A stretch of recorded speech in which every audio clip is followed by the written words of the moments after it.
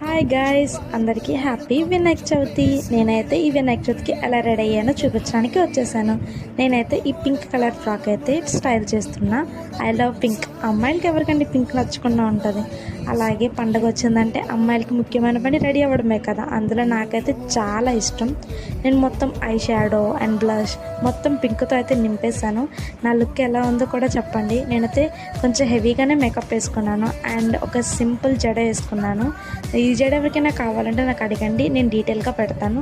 And నా makeup అయితే అయిపోయింది. అండ్ నెక్స్ట్ జ్యువెలరీ అయితే నేను ఒక పెద్ద ఇయర్ రింగ్స్ అయినా బర్త్డేకి కొన్నాను.